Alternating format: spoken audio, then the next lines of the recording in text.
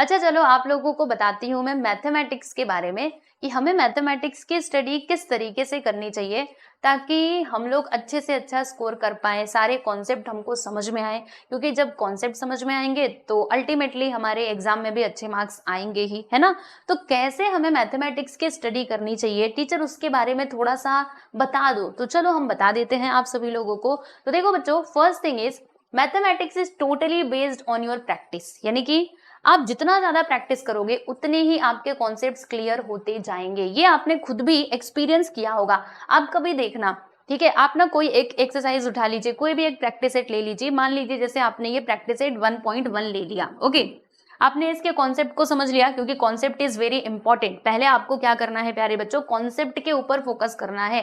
और आपने देखा भी होगा कि पहले मैं क्या करवाती हूँ, कॉन्सेप्ट आपको सिखाती हूँ कि क्या है, कौन से फॉर्मूले यूज होंगे, किस तरीके से कौन से फॉर्मूले जो है वो हमें क्वेश्चंस में अप्लाई करने होंगे, ये सारी चीजें मैं आप लोगों को पहले बताती हूँ। तो फर्स्ट थिंग इज कॉन्सेप्ट। क्या करना है प्यारे बच्चे आप सभी लोगों को, यस एवरीवन, पहले तो कॉन्सेप्ट सीखना है अच्छे से कि टीचर क्या बता रहे हैं, उनको देखो समझो अच्छे से, अपनी नोटबुक में सारे फॉर्मूलों को नोट डाउन कर लो और जो फॉर्मूले हैं उन्हें याद कर लो। जी हाँ, कॉन्सेप्ट में देखो बच्चे, कॉन्सेप्ट तो आते ही हैं और टीचर हमको फॉर्मूले भी बताते हैं ना, तो उन फॉर्मूलों को भी आपको क्या करना है, एटलीस्ट उसको याद कर लेना है, ठीक है।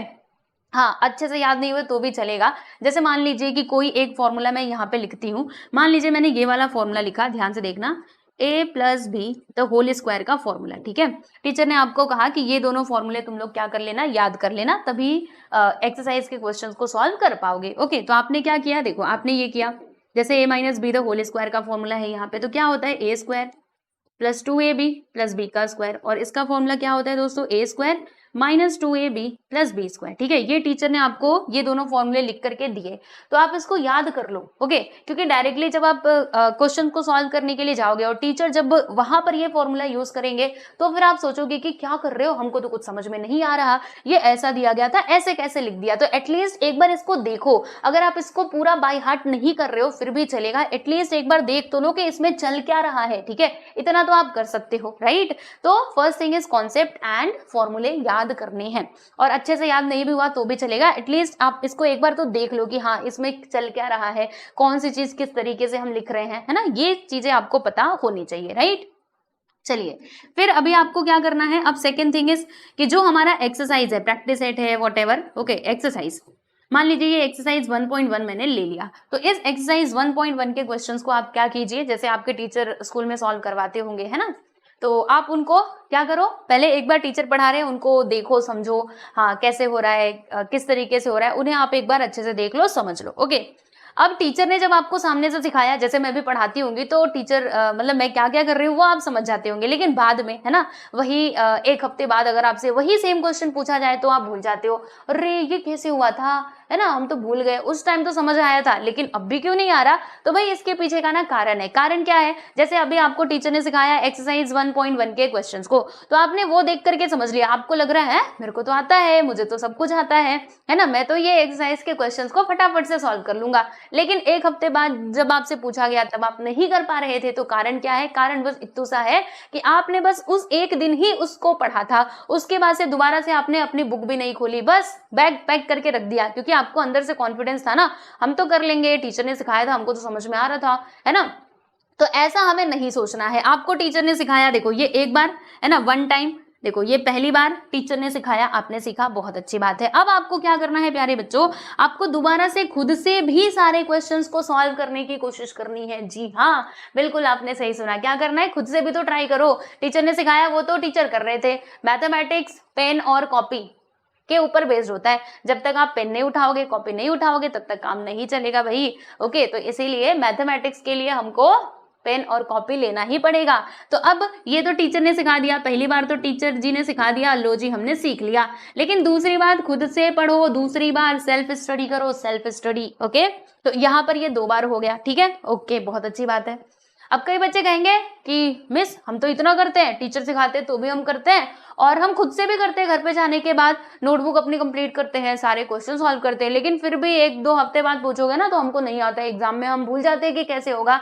तो भाई मैं बताती हूँ, आपने 2 बार पढ़ा, it is not enough, okay, this is not enough. आपको और भी इसकी प्रैक्टिस करनी होगी टाइम टू टाइम। जैसे आपने मान लीजिए आज पढ़ा, अब मान लीजिए एक हफ्ते बाद या फिर 3 से 4 दिनों के बाद फिर से एक बार इसको खोल करके तो देखो कि इसमें था क्या, फॉर्मूले कौन से थे, राइट। मतलब टाइम टू टाइम बच्चों आपको क्या करना चाहिए, इसे रिवाइज करना चाहिए। Revision is very important, okay. तो क्या करना है, टाइम टू टाइम प्यारे बच्चे आप ना एक टाइम सेट कर लो, ठीक है, कि हाँ इस हफ्ते में मान लीजिए एक हफ्ते में 7 दिन होते हैं, ठीक है, तो आप 6 दिन पढ़ाई करो। 6 दिन, संडे मंडे ट्यूसडे, संडे को नहीं, Monday Tuesday Wednesday Thursday Friday Saturday, ये 6 दिन आप पढ़ाई कीजिए और 7वां दिन रखिए रिवीजन के लिए। जी हाँ, 7वां दिन किस लिए रखना है प्यारे बच्चों, किसके लिए रखना है, रिवीजन के लिए, कि हाँ इस दिन हम क्या करेंगे भैया, इस दिन हम खाली बस रिवीजन करेंगे, हमें कुछ भी नया टॉपिक नहीं उठाना, कुछ नहीं करना, ओनली रिवीजन। इस पूरे हफ्ते में हमने जो कुछ भी पढ़ा है उसे हमें क्या करना है, संडे के दिन रिवीजन करना है। आप मेरे कहने से इतना करके तो देखो, फिर देखना आपके स्टडी में कितना इंप्रूवमेंट आएगा। मैथमेटिक्स ही नहीं, बाकी सब्जेक्ट्स में भी आप इस चीज को अप्लाई कर सकते हो, ठीक है। थियरी भी बता दूंगी, लेकिन अभी मैथमेटिक्स की बात चल रही है तो इसके ऊपर जरा फोकस कर लो, ठीक है। हाँ, तो टाइम टू टाइम आपको क्या करना है दोस्तों, रिवीजन करते रहना है। आप हफ्ते में एक दिन सेट कर लीजिए कि हमें रिवीजन करना है। अब रिवीजन जब आप कर रहे हो मान लीजिए मैथमेटिक्स की, तो अब ऐसा नहीं है क्योंकि आपने देखो टीचर ने पढ़ाया था, है ना, एक एक क्वेश्चन सॉल्व करवाए थे, आपने किया, फिर आपने खुद से भी सारे क्वेश्चंस को सॉल्व किया, तो 2 बार आप पहले ही कर चुके हो। अब जब आप रिवीजन करने बैठो ना, तो ज्यादा टेंशन लेने का नहीं कि मुझे लिख लिख के करना है क्या, नहीं, बस आप एक बार देख लो, देखते हुए चलो कि अच्छा ये कैसे हुआ, ये कैसे हुआ, ठीक है। और कोई डिफिकल्ट सा क्वेश्चन है तो उसको सॉल्व करके देख लो कि हाँ ये बड़ा सा क्वेश्चन है, इसमें मेरे को डाउट है, तो वो आप पेन से सॉल्व करके देख लो। लेकिन अगर कोई छोटे छोटे क्वेश्चन है तो उनको बस एक बार देखते हुए चलो, है ना। ऐसे क्या होगा, जब बार बार कोई चीज हमारे सामने आती है ना, तो वो हमारे दिमाग में छप जाती है, ठीक है।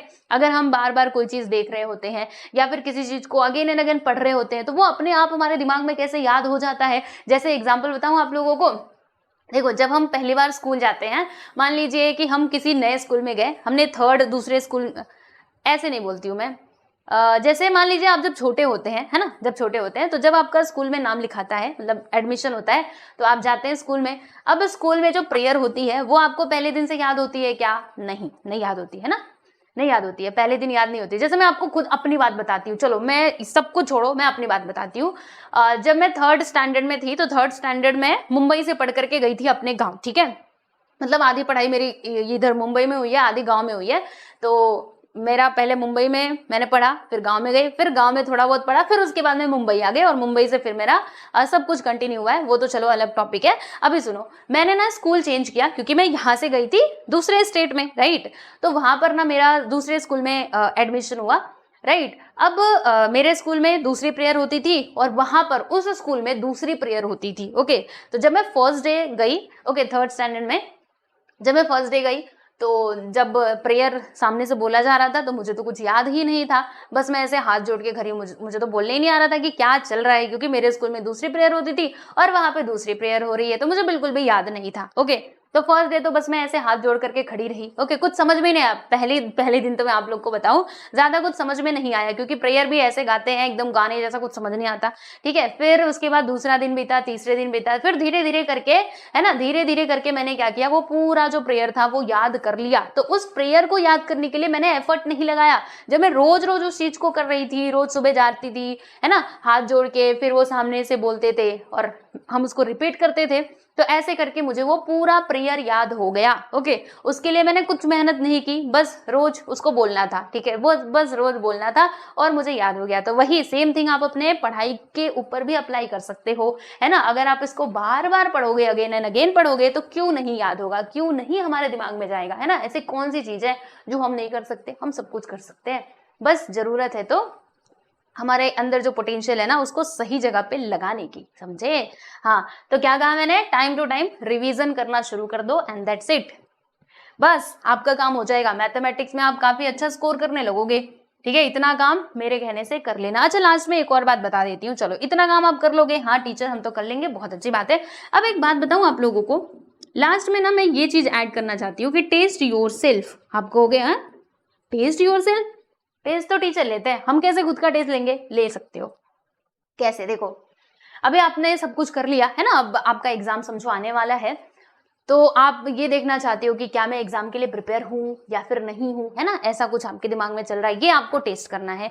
तो एक काम करना, ओके, जैसे मान लो कि चैप्टर नंबर 1 है, उसमें कुछ एक्सरसाइज दिए रहेंगे 1.1, 1.2, 1.3, है ना, तो उतने एक्सरसाइज आप उठा लीजिए और उनके जो क्वेश्चंस है ना, टेक्स्ट बुक ले लो, टेक्स्ट बुक, ठीक है, और क्वेश्चंस को, कोई भी क्वेश्चन किसी भी एक्सरसाइज का 1.1, 1.2, मतलब कोई भी, क्योंकि आपने सब कुछ पढ़ रखा है, रिवीजन भी कर रखा है, तो आपको सब कुछ आता है, ठीक है। अब इतना समझ के चलो कि हाँ, हमने सब कुछ पढ़ रखा है, बस अभी हमको एग्जाम में जाना है और एग्जाम में जाकर के लिखना है। तो आप अपने आप को टेस्ट कर रहे हो कि क्या मैं एग्जाम के लिए रेडी हूं या नहीं। तो क्या करना है आपको, कोई भी एक एक्सरसाइज, मतलब उनमें से, उन्हीं एक्सरसाइज में से एक्सरसाइज के क्वेश्चंस को उठाओ और उधर सामने, टेक्स्ट बुक में तो सॉल्यूशन रहता नहीं है, टेक्स्ट बुक में देखो क्वेश्चंस और फिर उसका आंसर लिखने की कोशिश करो, फिर देखो आप सॉल्व कर पा रहे हो कि नहीं। ऐसे आपको अपने आप को खुद से टेस्ट करना चाहिए, है ना। हर बार थोड़े ना टीचर आपका टेस्ट लेंगे, खुद से भी तो कुछ मेहनत करो, है ना, मेहनत करोगे तभी मिलेगा, है ना, कहते हैं ना कि मेहनत का फल मीठा होता है। तो मेहनत करो और फल तो अपने आप ही मिलेगा, कर्म करो, फल तो फिर देंगे ही। ज्यादा रिजल्ट मत करो। रिजल्ट का अगर आप सोचते बैठोगे ना,